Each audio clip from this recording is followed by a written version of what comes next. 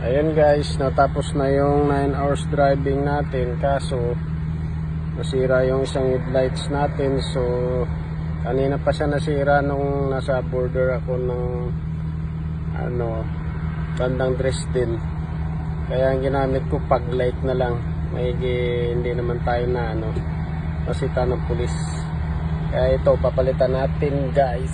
Ito guys, sa dashboard makikita mo yung info na meron kang problema sa truck, ilaw man yan o kung ano man. Ayan, makikita nyo yan. Ayan.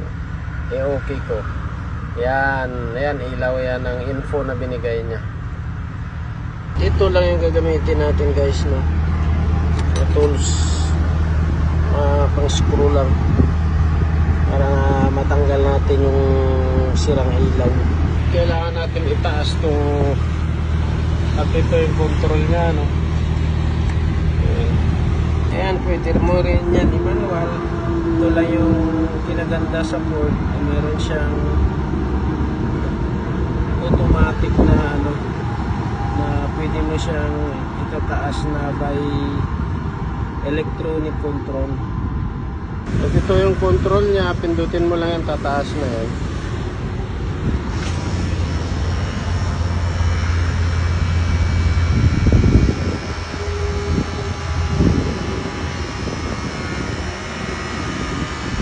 Ayan, tataas na yan guys.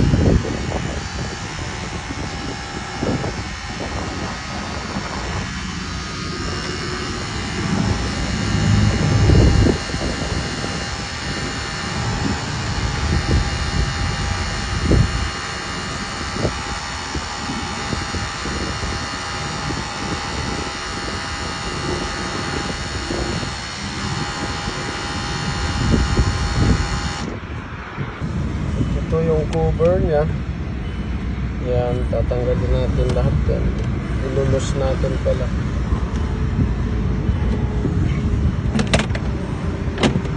Yan.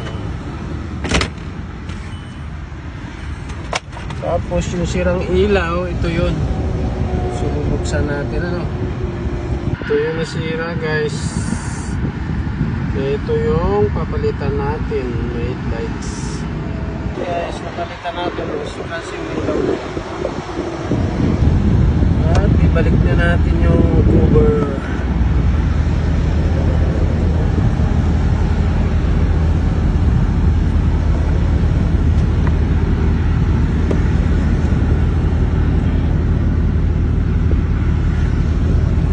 Ayan, ito na. Check na rin natin yung ating gulong Ayun, palitin na.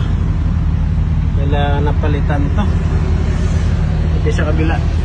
Yan, pati dito. Malalim yung kain niya. Kalbo na rin. Ayan, bababa na natin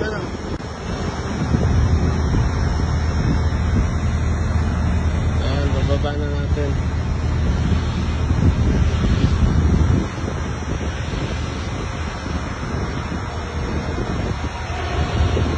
At i-try na rin natin yung ilaw kung talagang okay na. Yun, okay na.